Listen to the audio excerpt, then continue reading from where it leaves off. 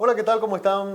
Bienvenidos sean todos a Monitor Económico y en este espacio de diálogo con agentes del sector económico que tenemos siempre aquí en el canal 5 días. Hoy es un gusto poder recibir a una persona que está visitando nuestro país y ha llegado para brindar. Ayer disfrutábamos de una charla con él, una masterclass que tuvo en Initiative en esta escuela de negocios. Se trata de Aurelio García del Barrio, él es doctor en economía, también un consultor de varias empresas y en materia de inversiones. Y él nos estuvo hablando justamente sobre un tema súper actual, ¿verdad? Que es el contexto geopolítico y económico y cómo este contexto geopolítico y económico afectan a los países. Y vaya que Paraguay sí ha tenido que padecer en los últimos años, sobre todo de un montón de situaciones que se fueron dando en diversos países, muy alejados incluso del nuestro, pero que afectaron a nuestra economía. Vamos a hablar hoy sobre ese tema con él. Él ya está con nosotros. ¿Cómo le va, doctor? Muy buenos días. Muy buenos días, muchas gracias. Bueno, ayer estuvimos hablando, estuviste haciendo una exposición y después debatimos un poco con todos los participantes en esta charla sobre diversos temas. A ver, uno, por ejemplo, era este clima un poco de incertidumbres que hay respecto a diversos, y arranco por acá, diversas situaciones de tensión que hay en varios puntos del mundo. Uno es la cuestión que nos sorprendía hacia finales del año pasado, lo que está ocurriendo en la Franja de Gaza, entre Israel y Palestina. Si bien es cierto, eso en un principio generó como mucho ruido, pero después como que se calmó la cosa, ¿verdad? En términos de impacto a nivel global, pero sí está latente el miedo de que se meta un jugador importante como Irán. Eso es uno. Y otro, justo ahora en febrero estamos cumpliendo 2 años de una guerra entre Ucrania y Rusia, que en principio era una operación militar. Finalmente esto se está extendiendo más de la cuenta y vemos que hay voces en Europa y en Norteamérica que están diciendo, señores, bueno, ¿hasta cuándo financiamos este conflicto que parecía que iba a ser corto y al final se está prolongando demasiado? Estos dos focos así de conflictos armados van a seguir teniendo repercusión a nivel económica, digamos, el mercado ya como que adaptó un poco más lo que está pasando. ¿Qué es lo que estás viendo, doctor, respecto a esto? Yo creo que hay cuestiones descontadas, ¿no? Por supuesto, más importancia y más implicaciones dentro de lo que sería la economía mundial. Estamos hablando de la guerra, perdón, de la guerra de Ucrania. Sí. Como bien comentabas, pensábamos que iba a ser algo corto, pero se está prolongando. Vamos a cumplir 2 años y no tiene pinta de que vaya a acabar pronto, ¿no? O sea, Putin no creo que pueda volver a casa con el rabo entre las piernas diciendo esto me ha salido mal, Sí. después de anexionarse Crimea en el año 2014 y pensar que Ucrania forma parte de un todo que es Rusia. Tenemos que recordar que la actual capital de Rusia fue actual capital de Ucrania, perdón, fue el origen tanto de Rusia como de Ucrania, y por lo tanto Putin entiende que eso es un todo y que eso es parte de Rusia, ¿no? Ucrania es un país muy joven, tiene 30 años en números redondos, ¿no? Desde que se independizó bueno, cuando acabó la antigua Unión Soviética. Entonces, su recorrido ha sido realmente pequeño en términos de tiempo. 30 años en términos de historia es nada. Los ucranianos van a seguir mientras les duren las fuerzas, pero es verdad que todos los países occidentales, y empezando por Estados Unidos, parece que está llegando el hastío o cuando menos el cansancio a la hora de seguir apoyando y financiando eso, ¿no? Claro. O sea, las ayudas tan potentes que tuvieron en un inicio se han ido un poco diluyendo, y yo creo que vamos a ver cómo paulatinamente seguirán, porque no se va a dejar tirado a Ucrania, pero yo creo que el apoyo tan importante que hubo no va a seguir. Aquí el problema es si Rusia da un paso más allá y quiere bueno, repetir la jugada en países como Moldavia, Bielorrusia, sin tener la misma importancia estratégica que Ucrania, pero bueno, puede, y sobre todo los países bálticos, porque con los países bálticos ya entraríamos en otro juego, porque estamos hablando de que la OTAN estaría implicada, ¿no? Sí. Y obviamente esa sería otra situación, porque pondría entre la espada y la pared a la OTAN. Bueno, teóricamente la OTAN, si uno de sus miembros es atacado, la OTAN tendría que reaccionar, con lo cual el conflicto sería de otra dimensión, muchísimo más grande, por supuesto. Pero bueno, veríamos si la OTAN, que tampoco estoy yo muy convencido que tuviera una respuesta tan contundente, qué es lo que haría, ¿no?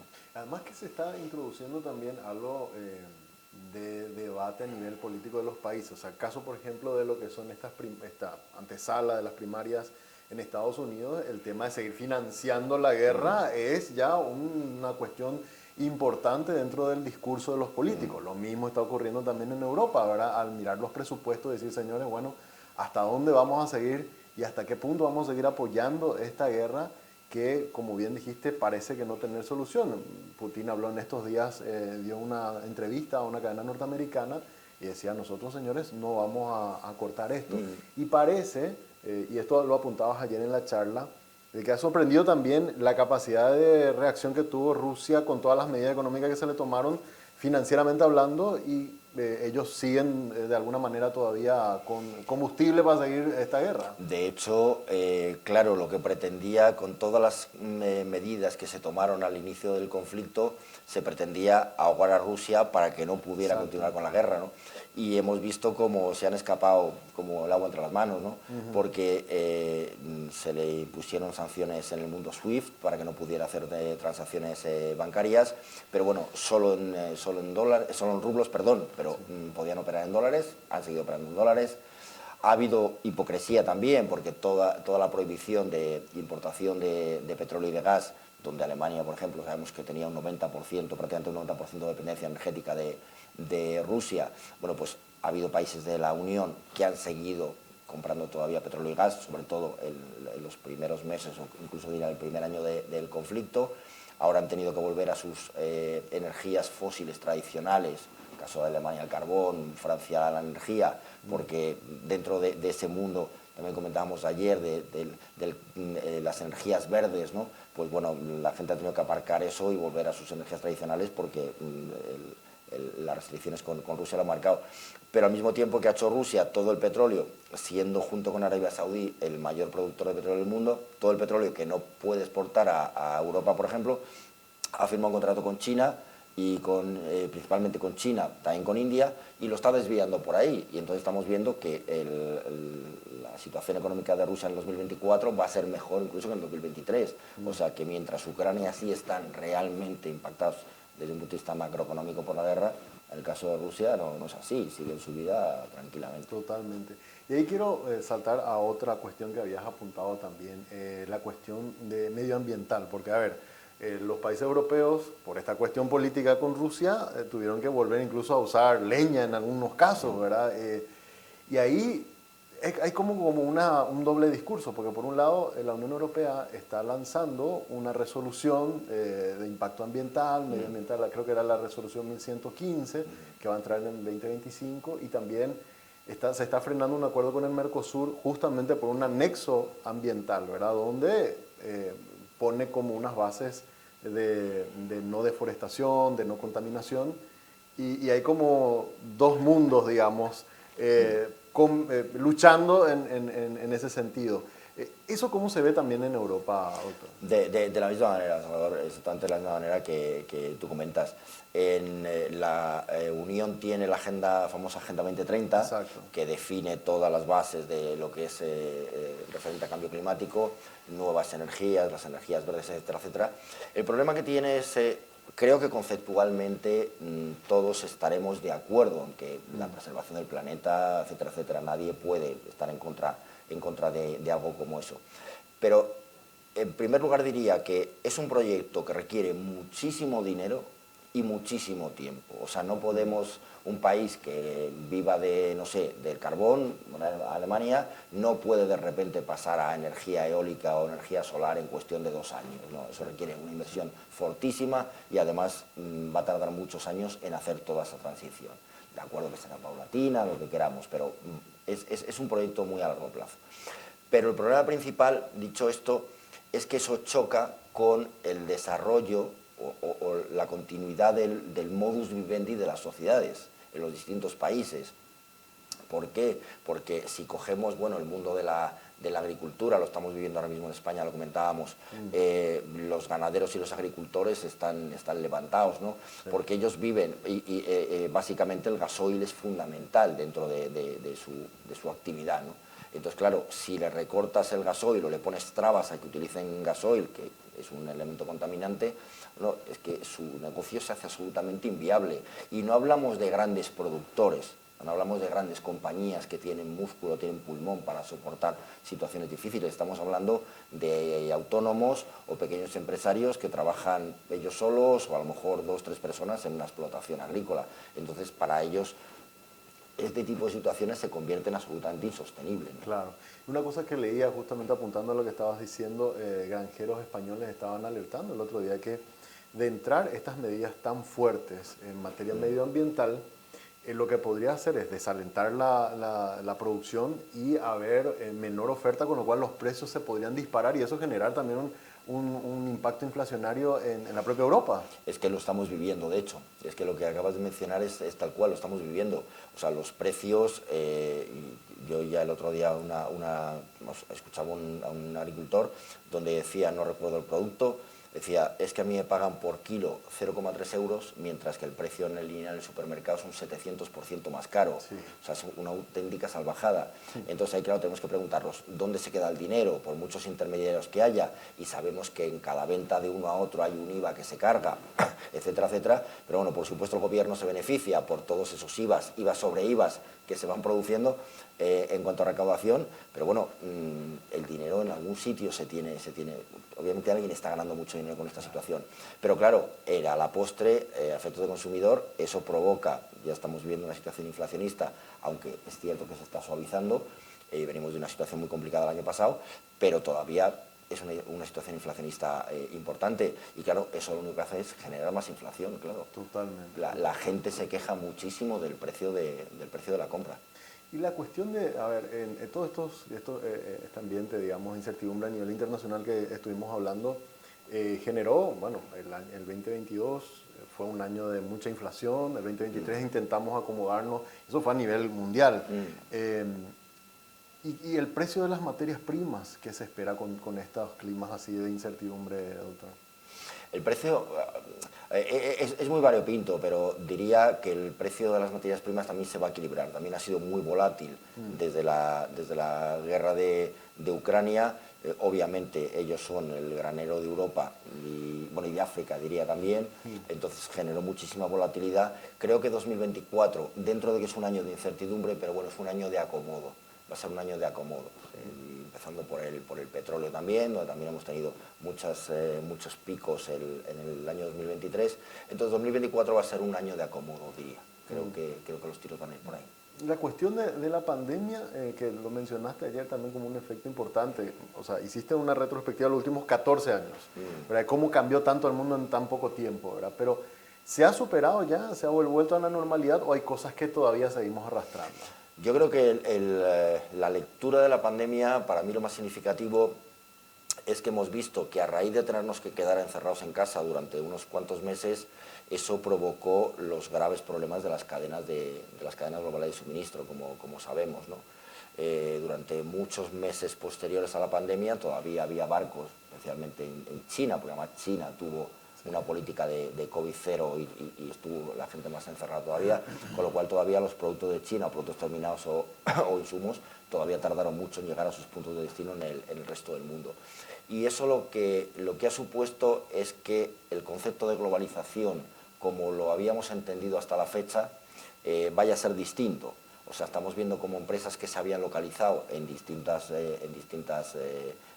territorios porque les convenía desde el punto de vista de costes más bajos, ya fueran de insumos o costes laborales, o por acceso a mejor financiación, por el motivo que fuera, esas empresas están retornando, si no a su punto de origen, pero sí a zonas más cercanas, para poder evitar, si vuelve a pasar algo parecido, esos cuellos de botella en las cadenas globales de suministro.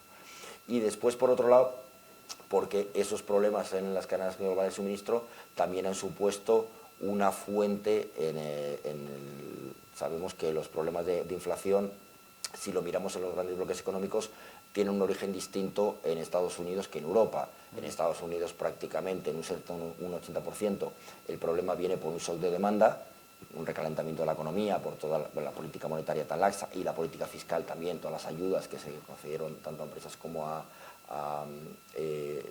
los ciudadanos, y en un 20 o un 30% por el shock de oferta de las cadenas globales de suministro.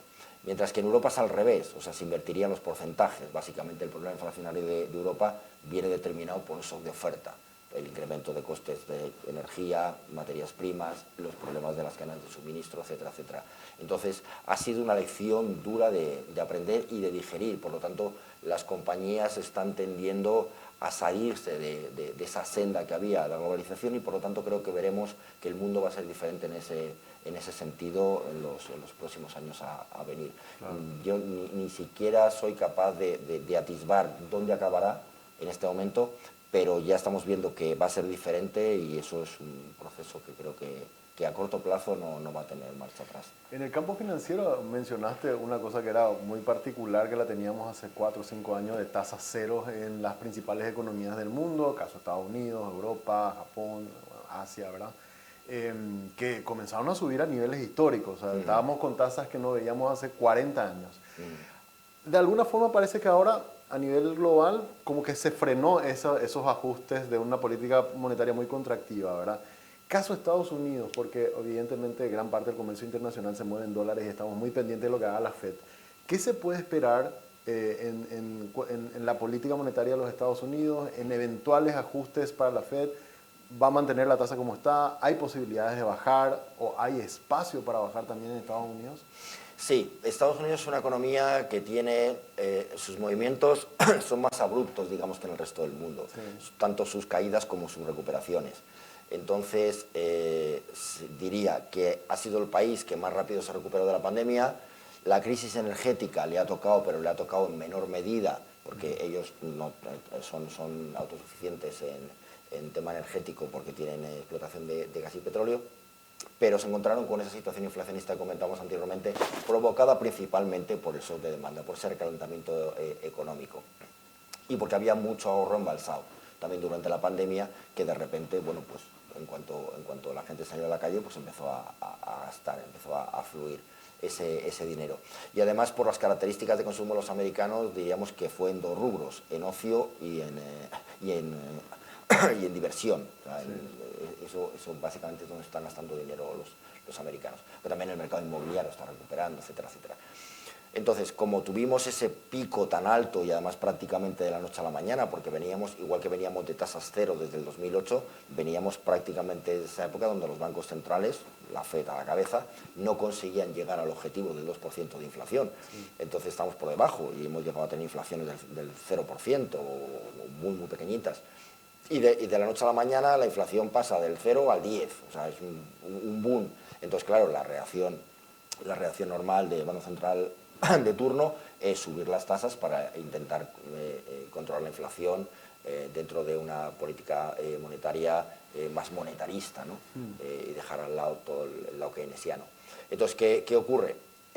La FED ha subido tipos, hemos llegado al 4,5, yo creo que ya hemos tocado techo, la FED ha tocado techo, siempre estará vigilante de cómo evolucione esa situación inflacionaria, pero como comentaba anteriormente, se está suavizando, paulatinamente vamos a ver que va a bajar. No creo que lleguemos este año al objetivo del 2%, mucho menos. En principio, las estimaciones, las perspectivas es que la inflación se quede en un 2,5% en Estados Unidos este año, probablemente llegue al 2% el año que viene, más deprisa que en Europa, si miramos el contrapartner, el espejo. Y por lo tanto sí creo que veremos un descenso de tasas en Estados Unidos para el segundo semestre de este año. Veremos un descenso entre 1 punto y 1,5 puntos de descenso de tipos de interés. No de golpe, será paulatino, pues, 25 puntos básicos, 50 puntos básicos mes a mes durante el segundo semestre para llegar a terminar el año descendiendo en torno a un 3%. 3% de tasa. Un 3% como tasa. Claro. Bueno, hemos arrancado más o menos por Asia, un poco de Europa, Estados Unidos, y quisiera ir bajando un poco ahora a América Latina, ¿verdad? Que estuvimos viviendo, bueno, cambios a nivel político, Brasil con un nuevo presidente, Argentina que acaba de elegir, nosotros también acá que lo elegimos el año pasado.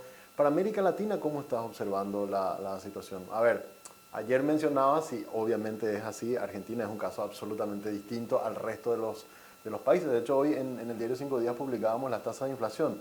Prácticamente casi todos los que estamos en la región tuvimos menos de 1% de inflación. Argentina tuvo 20% en enero.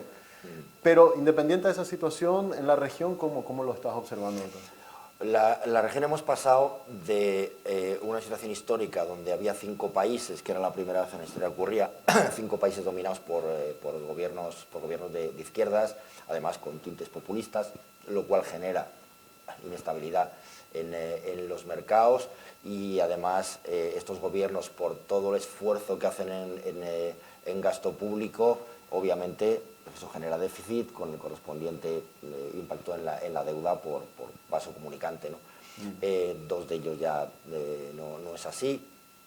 Y son economías, si miramos la economía de Brasil, bueno, pues tiene desequilibrios que tienen que solucionar, desequilibrios fiscales que tienen que solucionar. Es un problema que ya viene de antaño, va a crecer algo menos que el año pasado, pero bueno, de una manera no preocupante. Caso de Chile, tiene una economía muy ordenadita, también eso es histórico. Países como Colombia, bueno, mayor volatilidad de la esperada también de los últimos años. La economía vuestra, Paraguay, a mí es una economía que me gusta mucho. Quizá lo que falta es el traspaso de todo ese entramado empresarial familiar. Bueno, por un lado, todo el plan de sucesión a las nuevas generaciones que tienen que tomar la dirección de la cabeza de esas empresas, y quizá ser capaces de vender la marca de país, ¿no? O sea, fuera de país, en el radar, se ven más otros países con economías mucho más inestables y, diría, menos atractivas, si lo queremos poner en esa perspectiva, que la economía paraguaya, pero sin embargo nadie pone el foco de inversión extranjera en Paraguay. Entonces creo que ahí sí el gobierno debería hacer un esfuerzo en vender la marca Paraguay al mundo, porque es un país realmente interesante cara a enfocar inversión extranjera. Y como comentabas ahora mismo, el caso de Argentina, pues desgraciadamente es triste, ¿no? Sí. Argentina, que es un país que bueno, tienen talento y son ricos en cuanto a recursos, y lo han sido históricamente y están como están, ¿no? El origen de todo esto viene, bueno, el impacto del peronismo y kirchnerismo posteriormente en continuidad ha sido terrible para el país, y lo que ocurre básicamente es que se ha producido una situación inflacionaria muy difícil de controlar, porque tienen históricamente, desde hace muchísimos años, tienen un desequilibrio tan importante de las cuentas públicas, que su solución era emitir dinero para salir del problema. Entonces, claro, esa emisión de dinero lo único que hace es generar más situación inflacionista. Entonces, es una espiral que no tiene freno. En algún momento había que cortar. Las soluciones planteadas por Milei, en algunas estoy más de acuerdo que en otras. Creo que, por ejemplo, que la dolarización de la economía, que Argentina ya la tuvo en marcha, no es la solución perfecta, pero puede ayudar. Pero claro, cuando ha llegado, que era una de las propuestas estrellas, se ha encontrado con que no tiene dólares para dolarizar la economía. Entonces, claro, ha devaluado el peso, buscando por un lado controlar la inflación o rebajar la inflación tan galopante que tienen, y por otro lado captar inversión extranjera, por lo tanto dólares, para generar ahí una bolsa para llegar a dolarizar esa economía, pero es algo que no va a tener fácil en el corto plazo de tiempo. Por lo tanto, ya más que una cuestión de ideas, es una cuestión de realidades, ¿no? O sea, que puedes tener muy buenas intenciones, pero a la hora de ejecutarlas resulta que la vida no te da para ello, ¿no? Totalmente. Y finalmente, porque mencionaste también el caso Paraguay, era lo último que quería consultarte. Estuviste con algunas experiencias también de empresarios paraguayos, conversando un poco, y apuntaste a algo que siempre nos remarcan la gente que viene de afuera, es decir, que sus números son muy interesantes, pero se conoce poco, ¿verdad? Nosotros tuvimos recientemente una emisión en el mercado internacional, que fue muy buena y que tuvo, digamos, el toque interesante de que una parte de esa emisión se hizo en moneda local y tuvo buena receptividad. Pero son como pequeños chispazos todavía. O sea, ¿qué consideras, por lo menos conoces de Paraguay, que es el siguiente paso como para que esa inversión extranjera directa, que todavía es muy, muy pequeña en Paraguay, pueda comenzar a ganar en volumen? Sí, es lo que comentaba hace un momento. Yo creo que el esfuerzo que debería hacer el gobierno es en vender la marca Paraguay, ¿no? Obviamente eso requiere tiempo y dinero, pero es importante, ¿no? Vender, digamos, todo lo bueno que tiene el país, que son muchas cosas, y no solamente desde el punto de vista económico, que también, ¿no? Pero en última instancia, desde el punto de vista económico, hay que vender eso al resto del mundo, ¿no? O sea, hay que poner el país en el radar diciendo, oiga, ustedes que tienen dinero y están invirtiendo, o sea, la inversión extranjera que ha tenido Argentina, estamos viendo lo que ha sido Argentina en los últimos años, ha sido muy importante. Entonces, ¿por qué esa o parte de esa inversión no puede venir a un país que tiene unos fundamentales mucho más serios y más sólidos que un país como Argentina, ¿no? Entonces, eso sencillamente es por falta de conocimiento y porque no se ha comunicado, en este caso al resto del mundo, todas las beneficencias que tiene el país y que puede ofrecer al inversor extranjero. Es un país donde la tasa de cambio, tanto el tipo de cambio, los tipos de interés, la inflación, están controlados, sus fundamentales son buenos, hay seguridad jurídica, o sea, las empresas son buenas. O sea, quiero decir que todo lo que un inversor extranjero puede mirar a la hora de invertir es atractivo. Entonces, si al final no invierte es porque no conoce que hay un sitio atractivo donde se puede invertir. Hay un trabajo de marketing en términos de empresa. Es un trabajo puro y duro de marketing, es la venta de... Nosotros en España lo hicimos, ¿no? Y de hecho se montó una compañía para vender la marca España en el mundo, ¿no? Entonces, básicamente se dedican a eso, a vender, bueno, todas los beneplácitos que tiene España como país y los productos españoles, ¿no? Totalmente. Entonces, eso, obviamente, como digo, requiere tiempo y dinero, pero se me antoja fundamental a la hora de, si queremos posicionar el país en el sitio donde creo que debe estar, que tiene muchísimo recorrido. O sea, para mí es uno de los casos sorprendentes dentro de Latinoamérica, porque siempre conocemos las típicas economías más o menos donde todo el mundo pone el ojo, pone el foco, y sin embargo esta es una economía muy atractiva y falta eso, ¿no? Falta ese punto.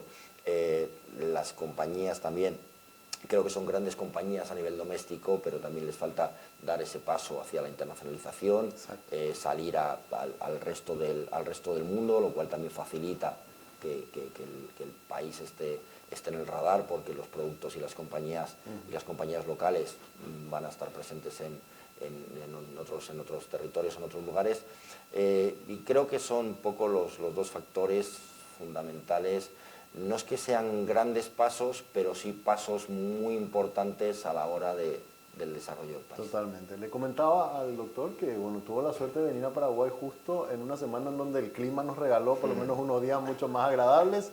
Creo que por lo menos Paraguay te trató bien en estos días en cuanto a clima. Siempre, no era la primera vez que venía y Paraguay siempre la trata muy bien. Qué bueno, qué bueno. Bueno, doctor, un placer poder conversar contigo. Gracias por la visita. Igualmente, muchísimas gracias a vosotros. Aurelio García del Barrio, él es doctor en economía, estuvo visitándonos hoy hablando sobre el contexto internacional, hablamos mucho y por supuesto también enfocamos un poco la visión que tienen de Paraguay. Con esta nota ponemos punto final a nuestro espacio de diálogo con agentes del sector de la economía.